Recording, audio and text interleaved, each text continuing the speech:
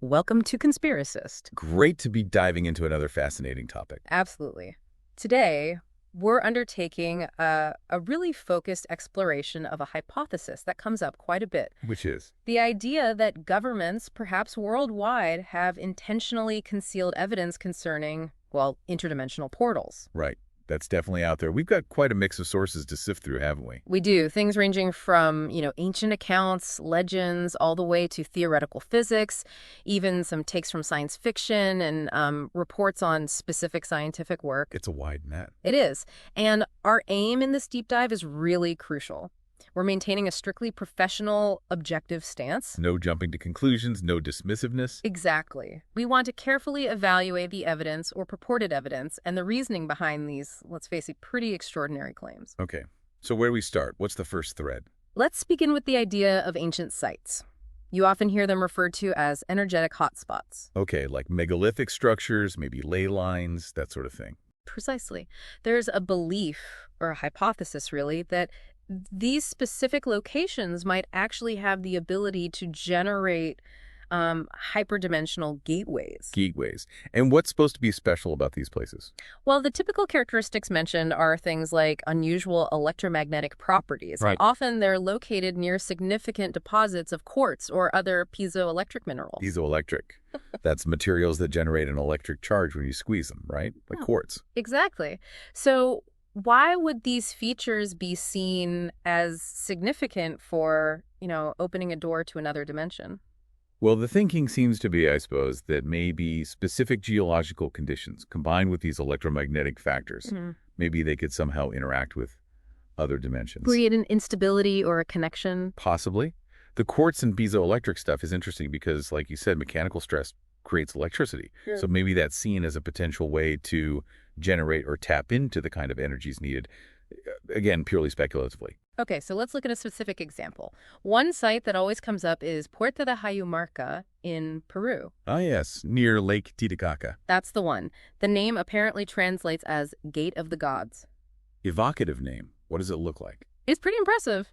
About 23 feet high and wide, carved right into a natural rock face. It looks like a huge doorway, but it doesn't actually open. It's in this remote area called the Valley of the Spirits, or sometimes the Stone Forest. So a carved doorway in the rock.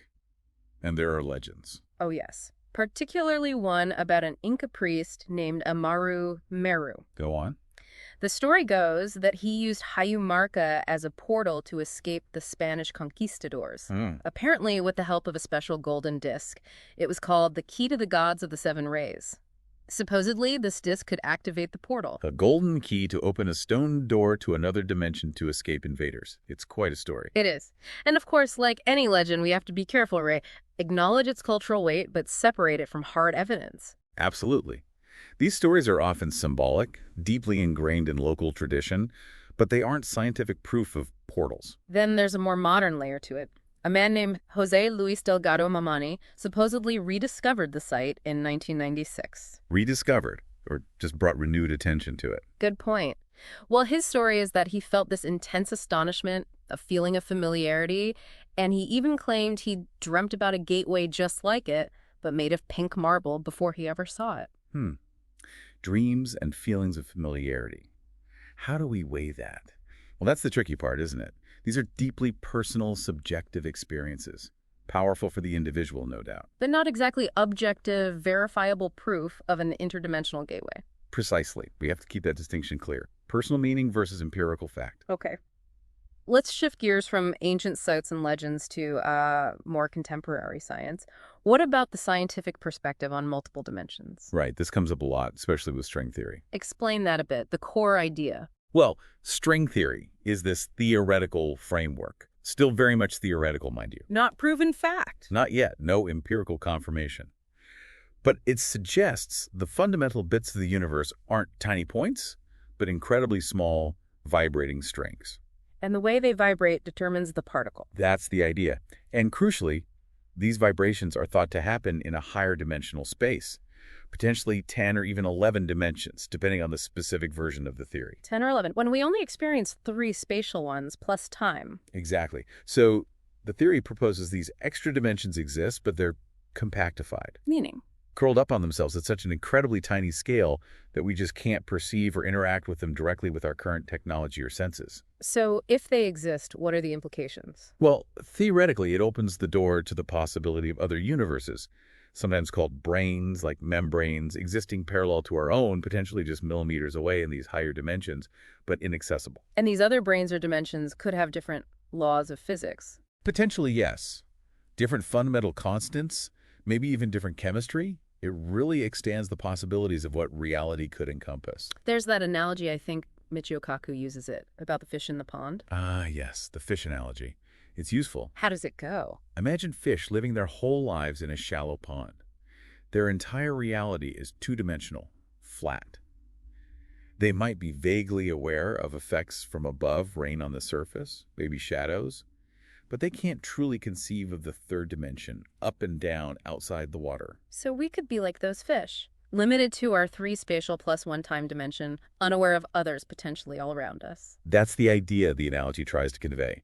Our perception might be fundamentally limited. Things happening in higher dimensions could be completely beyond our grasp or seem inexplicable within our framework. But it's still just an analogy to help visualize a concept, right? Not evidence itself. Crucially, yes. It illustrates a possibility, a limitation, but doesn't prove the existence of those higher dimensions or that we can access them. Now, some people speculate that maybe, just maybe, certain powerful events, like intense electromagnetic occurrences, could temporarily What? rip open a hole, create a portal between dimensions or onto these other brains. That's a leap, certainly. From a physics perspective, we don't have any established theory describing how that would work. It's purely speculative. But scientists are looking into extra dimensions, aren't they? Like Lisa Randall's work at CERN. Yes, absolutely. Researchers like Professor Randall are using tools like the Large Hadron Collider, LHC, to probe fundamental physics at incredibly high energies. Looking for portals. Not directly, no. It's more subtle. They're looking for evidence that might support theories involving extra dimensions. For instance, they might look for particles behaving in unexpected ways, or maybe evidence of gravity leaking into other dimensions. So indirect clues. Exactly. Finding deviations from our current standard model of particle physics could point towards new physics, potentially involving extra dimensions.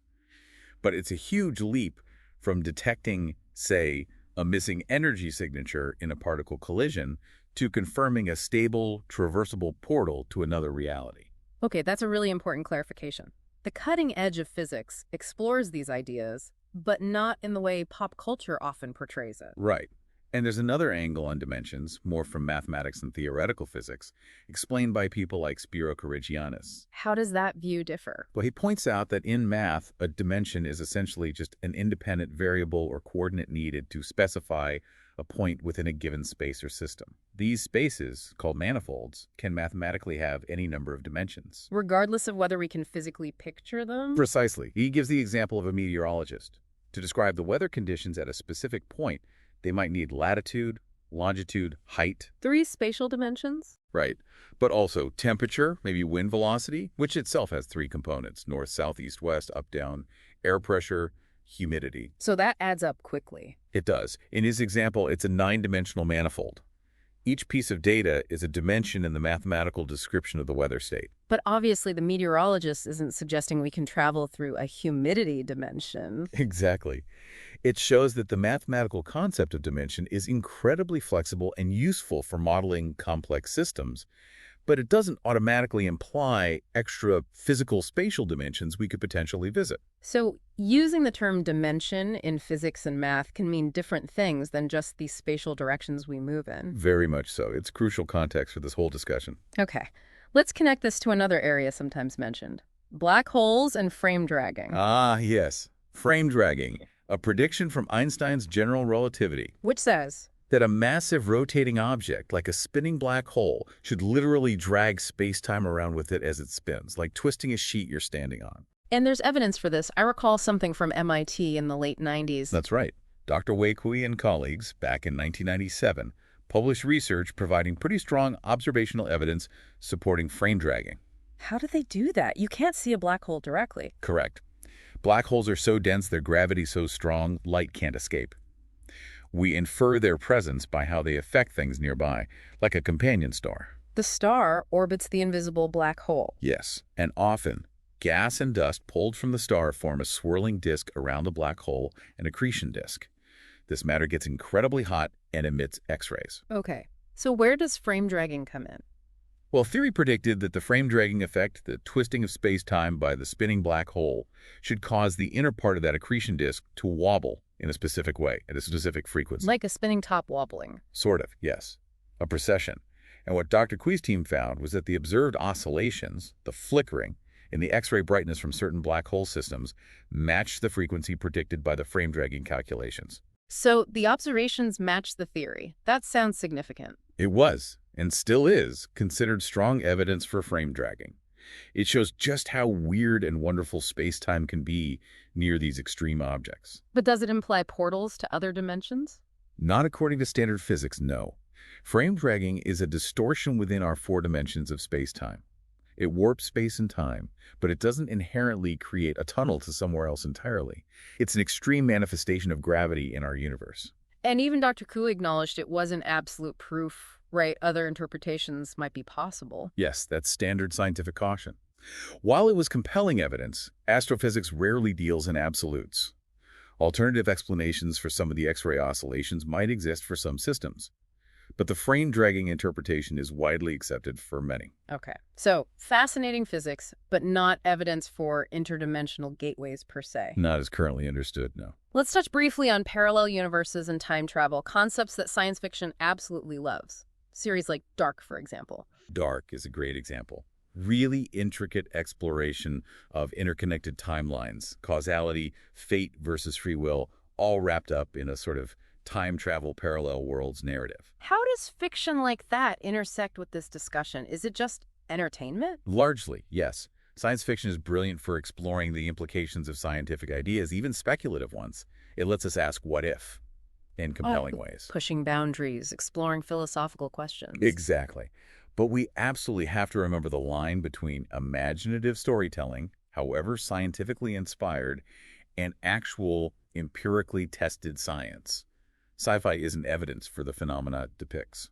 There's an idea sometimes floated in fan communities, like, say, for Rick and Morty on Reddit, that maybe interdimensional travel is a form of time travel. How so? The idea being if reality branches into different timelines at every decision point, the many worlds interpretation, kind of then traveling to another dimension is like traveling to a parallel timeline that diverged from ours sometime in the past. Ah, I see.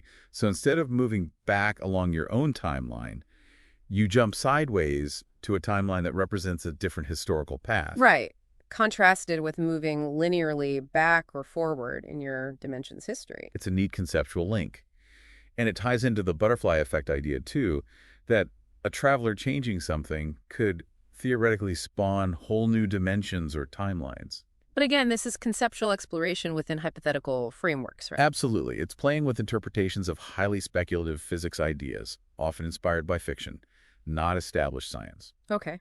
What about UFOs? There's the interdimensional hypothesis, or IDH. Right. This suggests that some UFO sightings aren't necessarily spacecraft from other planets within our universe. But vehicles or phenomena from other dimensions altogether. Exactly. It's offered as an explanation, especially for UFOs reported to perform maneuvers that seem impossible, under known physics, instant acceleration, sharp turns, vanishing. Is this a new idea? Not really. You can find precursors in older esoteric thought, like Theosophy talking about etheric planes or ether ships in the late 19th, early 20th century. Even early UFO writers like Meade Lane discussed similar concepts. And the term interdimensional itself Apparently appeared in a novel way back in 1906, believe it or not. So the concept has been around for a while, simmering in fringe and esoteric circles. Has it gained traction in more, let's say, mainstream ufology? People like Hynek or Vallée? Both J. Allen Hynek and Jacques Vallée, who are certainly respected figures in the study of UFOs, even if controversial, did entertain possibilities beyond the simple extraterrestrial hypothesis, ETH. They considered that the phenomenon might be more complex, perhaps involving aspects that could be interpreted as interdimensional or paraphysical. So they didn't rule it out entirely. They explored it as a possibility to explain the high strangeness of some reports. But it remains a less common viewpoint than the extraterrestrial one, and certainly not accepted by the broader scientific community. Okay. Now, there was some buzz a few years ago, 2019, I think, about an experiment in Tennessee. Something about opening a portal. Ah, yes. That Oak Ridge National Laboratory story got quite a bit of sensational press. What was really going on? Were they actually trying to open a gateway? No, not in the sci-fi sense. The reality was quite a bit more grounded in particle physics, though still pretty speculative. So what was the experiment? It was designed to test a theory about neutrons and dark matter. The idea is that maybe every standard particle, like a neutron, has a mirror counterpart existing in a sort of hidden mirror world. These mirror particles would make up dark matter. Okay. Mirror neutrons in a mirror world. How do you test that? The experiment involved firing a beam of regular neutrons at a completely impenetrable wall. On the other side of the wall, they placed a neutron detector. Expecting nothing to get through, obviously. Right, but the theory they were testing proposed that a regular neutron might have a tiny probability of oscillating, temporarily transforming into its mirror neutron counterpart. And the mirror neutron could pass through the wall. Potentially, yes, if it interacts differently with matter or exists partly in this mirror sector. Then, once past a wall, it might oscillate back into a regular neutron, which could then be detected. So if they detected neutrons behind the impenetrable wall... It would be evidence supporting this neutron mirror neutron oscillation theory, and by extension, the idea of a mirror sector related to dark matter. So where did the portal language come from? It seems to have been used somewhat figuratively, maybe by the researchers themselves in explaining it, or perhaps amplified by media reporting. The portal was the oscillation itself, the neutron briefly crossing over to its mirror state to bypass the barrier. Not a physical doorway you could step through. Absolutely not. The physicists involved, Leah Broussard and Christopher Shoemaker, were very clear afterwards that their research was about fundamental particle physics and dark matter theories, not about accessing parallel universes or creating gateways. So another case of scientific nuance getting lost in translation. Precisely. It highlights how careful we need to be with terminology, especially when discussing cutting-edge theoretical concepts. Portal is a loaded word. Definitely. Okay, what about wormholes? They're often linked with this kind of travel. Wormholes, yes. These are another prediction, or at least a theoretical possibility, arising from Einstein's general theory of relativity. And they are. Hypothetically, they're like tunnels or shortcuts through space-time itself. Imagine folding a piece of paper so two distant points touch the wormhole would be the tunnel connecting them through the fold, potentially allowing travel between distant parts of the universe much faster than light could travel the normal way. Or even connecting to other universes. That's an even more speculative extension of the idea. But the main point is, they are purely theoretical constructs allowed by the mathematics of relativity. Have we found any? Or could we make one? No evidence of naturally occurring ones has ever been found. And creating one seems, well, far beyond anything we can currently conceive of, let alone achieve technologically. Why? What's the catch? The biggest hurdle is stability. To keep a wormhole open and traversable, theory suggests you'd need something called exotic matter. Exotic matter, what's that? It's hypothetical stuff with very strange properties, specifically negative energy density and negative pressure. Think of it like anti-gravity almost. It would push space-time apart, propping the wormhole open against its natural tendency to collapse instantly. And does this exotic matter exist? Well, that's the problem. We've never definitively observed any. There are some theoretical hints it might occur in tiny amounts in certain quantum vacuum states, but nothing like the quantities presumably needed to stabilize a macroscopic wormhole. So, mathematically possible under relativity, but requiring ingredients we don't know exist or how to handle. That's a good summary. Yeah. There's also theoretical work exploring connections using entangled black holes, but again, the current understanding is that these would likely be non-traversable information, or objects couldn't actually pass through them without violating causality. So wormholes remain firmly in the realm of theoretical physics and science fiction for now. Very much so. Fascinating theory, but not something offering practical interdimensional travel anytime soon, if ever. Okay, this brings us to a really crucial part of evaluating claims like government concealment of portals, the principles of critical thinking, specifically falsifiability. Yes, falsifiability, a cornerstone of the scientific method championed by Karl Popper. What's the core idea? Simply put, for a claim or hypothesis to be considered scientific, or even just rationally debatable based on evidence, there must be some conceivable observation or experiment that could, in principle, prove it false. Why is that so important? Because it ensures that evidence actually matters. If a claim is structured so that no possible evidence could ever refute it, then it's not really based on evidence at all. It's based on faith or dogma. It becomes unfalsifiable. Like claiming an invisible, undetectable dragon lives in your garage, no test can disprove it. Exactly. Falsifiability forces claims to be specific enough to be testable against reality. Without it, you can't have evidential reasoning. And this connects to rules of logic and evidence, right? Arguments need to be sound. Correct. A sound argument is one that is logically valid. The conclusion follows from the premises and has true premises. If an argument for a claim isn't sound, the claim isn't properly supported. Finding counterexamples is one way to show an argument is invalid. Then there's the rule of sufficiency. Yes. The evidence offered in support of a claim must be adequate to establish the truth of that claim. And this is where two key ideas come in. Which are? First, the burden of proof rests squarely on the person making the claim. It's not up to others to disprove it. It's up to the claimant to prove it. And second? Extraordinary claims require extraordinary evidence.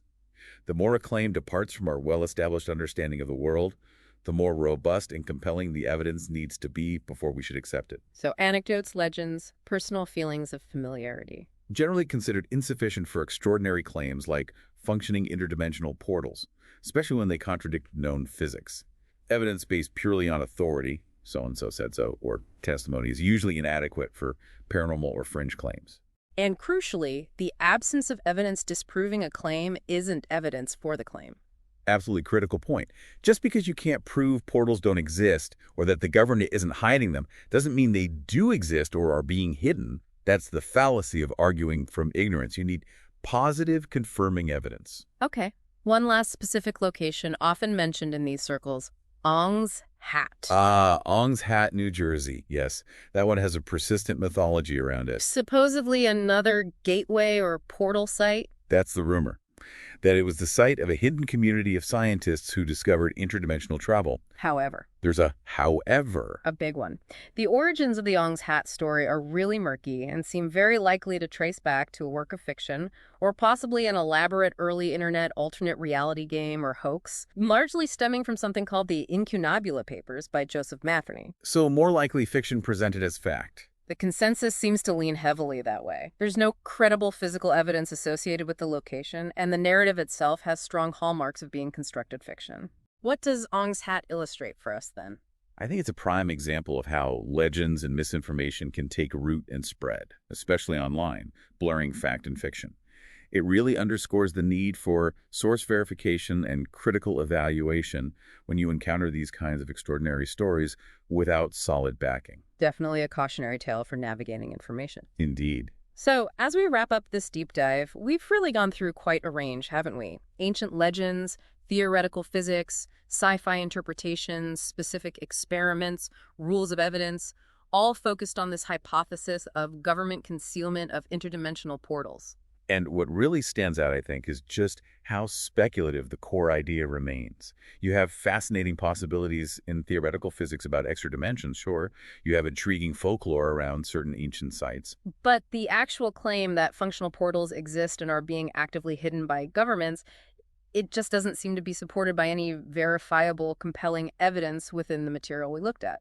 No. The dots don't connect in a way that meets the standard of evidence required for such an extraordinary claim. Much of it relies on anecdote, misinterpretation of science, or unverified legend. Which really brings us back to the importance of critical thinking, doesn't it? Absolutely. Evaluating claims like this requires us to rigorously assess the quality of evidence, to always ask if there are simpler, more conventional explanations, and to apply those principles we discussed: falsifiability, burden of proof, the need for sufficient evidence. It's about maintaining that objective, analytical perspective, even when the ideas themselves are, really captivating. Which leads us to a final thought, perhaps, for you, the listener, to ponder. In today's world, where we're just flooded with information, some real, some speculative, some deliberately misleading, what are the best tools or habits we can each cultivate to effectively navigate it all? How do we get better at telling the difference between exciting possibilities and evidence-based realities, especially when faced with really extraordinary claims? Something to think about. Thanks for listening to Conspiracist.